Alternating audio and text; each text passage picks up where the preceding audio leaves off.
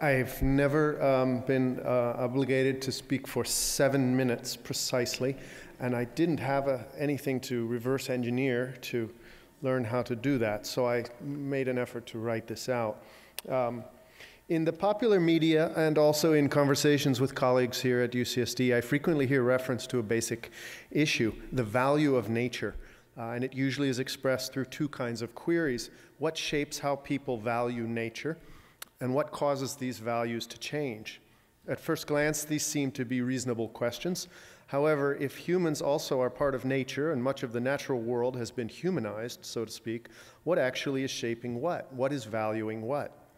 This provokes a line of research that I've begun to pursue and would be very keen to bring into dialogue with the work of people here today. Stated as a question, how do we come to know more about interhuman and human-nonhuman interaction without relying on the habitual analytical distinction of nature-culture or nature-society and the more basic opposition of matter-meaning? I can't fully answer this today, but I do want to provide a sense of what I'm exploring with the hope that it might spark more discussion and possible collaboration. Together with fellow researchers, I've honed an approach called semiotic inquiry, which means the study of the action of signs or sign action.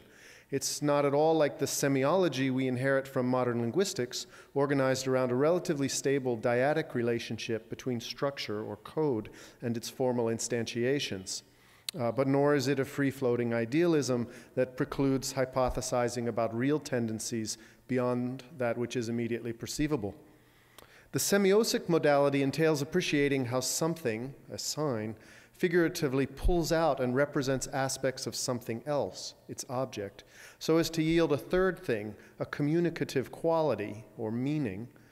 This third thing, in turn, may further signal or represent the something else, the original object, in a slightly more or less developed way, so as to generate yet another communicative quality, a slightly more or less developed meaning. This three-way signification can continue indefinitely. It can reflect a quality of semiotic concordance, a rose is a rose is a rose, or it can exhibit change, as when terrorism was transvalued and became democracy over the course of the French Revolution. To grasp the sense of continuity that semiosis presupposes, think of the passing of sandbags. However, each sandbag necessarily carries aspects and qualities of all its previous bearers and their acts of passing it, which gets stuffed into the sandbag with each pass, tendentiously reproducing it, developing it, diminishing it, or sometimes radically changing it and the subsequent passing process. We can borrow the distinction between initial and boundary conditions to get at what is happening in semiosis, except that what is a boundary at one moment becomes initial at the next. The concept of path dependence also helps capture the fatefulness and directionality of semiosis. I wish to emphasize that when we look for this triadic passing process in a complex, open, socio-natural field setting, that's my primary laboratory, we find it everywhere, and it immediately troubles many of our received analytical distinctions and assumptions about causation. Here's a quick illustration of how value and meaning in the action of signs saturates a socio-natural whole. Let's follow one kind of sign, sea urchins in San Diego, over a period of time and include their ocean habitat and their consumption by ethnically diverse San Diego residents. We'll see some interesting semiotic patterns and connections hidden in what we conventionally distinguish and separate out as the cultural, the biological, and the material. The part of human life that we define as culture or cultural is dominated by signs of convention. It's a domain of diversity and dynamism, with sign relations changing over time and across space. The expectation of fresh sea urchin in the mouth, and called by the Japanese word uni, is a familiar and affirming moment of semiotic concordance. This sense of coherence is what gives culture its quality of essence. Such admirable comfort food takes people home. But a live sea urchin under a human foot in the ocean is a stranger, a radically exterior other forcing itself across the border of bare skin. Stepping on a sea urchin will not immediately teach a person where magnetic north is, but it can add a new quality of spatial monitoring and reckoning and beach selfhood and social activity. In this, its discomfort is part of a habit change, a radical shift in semiosis or sign action. A beach is no longer a beach in the same way, nor is the swimmer, nor probably is the sea urchin. As Ben Bergen was suggesting, but in different terms, stepping on a sea urchin would entail the semiosic movement from percept to concept, bringing aspects of this open semiotic whole into language and cognition, making it available for the future. Lera Borotsky's concern also could be understood as a focus on key moments of semiosic diversity, isolated constant conjunctures. Whenever this, it refers to that, in culturally concentrated talk and thought about sea urchins, for example.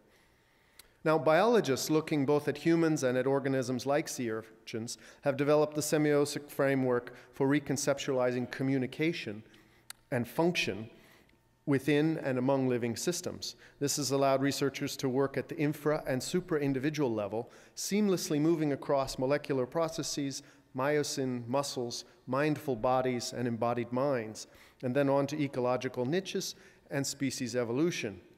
And now think of Kim Rubenstein's work and the combined motions and emotions that would make up eating and stepping on sea urchins. The stability and concordance of semiosis, as well as incremental change at this scale, comes close to a definition of life. Finally, in the domain of the inorganic, we find that semiosis is even less dynamic and quick. There are sea urchin skeletons compressed in what geologists call the San Diego Formation, literally the terrain and immediate seafloor of this region that came into being 2 to 3 million years ago. Cliffs in northern Europe, flecked with pieces of flint, also contain the compressed skeletal material of sea urchins. A friend and colleague at Columbia University with whom I've collaborated names the distinction between culture and nature as the difference between the semiosic quick and the semiosic dead. But as I mentioned, semiosis is potentially infinite. The long-dead sea urchin shells in England come to life as part of the object referred to in Thomas Huxley's 1868 essay On a Piece of Chalk, and then again in 1944 as a hidden feature of the White Cliffs of Dover in the tune of the same name made famous by Vera Lynn, and as a referent in Jimmy Cliff's 1969 song, Many Rivers to Cross. Whatever we conceptualize as things, whether individuated selves, their worlds, and any aspect across both, really are dense clusters of concordant signs in action.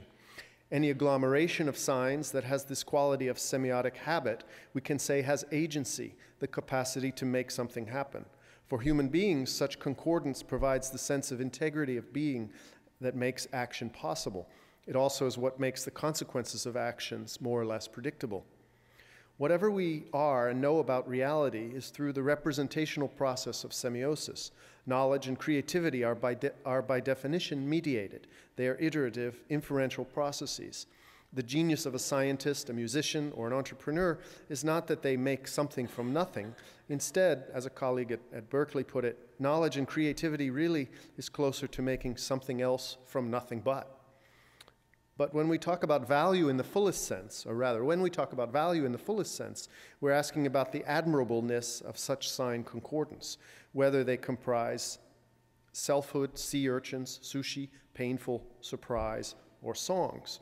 When we inquire into the consequences of actions with respect to these, we're in the domain of ethics and politics. And when we evaluate the accuracy of these semiotic representations, we're dealing with questions about knowledge, truth, and reason. With the semiotic framework, we see that these three domains really are indivisible, though we often think of them as fully different and separate, even with specialized academic disciplines for each. I'm not dogmatically wed to the semiotic modality, and hearing the presentations today makes me very curious about all of the work, but I can't help recognize that the semiotic modality does have some promise for contributing to transdisciplinary inquiry into human knowing, being, and creativity, which, like matter and meaning, nature and culture, even facts and values, cannot be divided up as distinct, separate, and oppositional domains, each with their specialized disciplines. I'm delighted to be a part of this conversation. Thank you.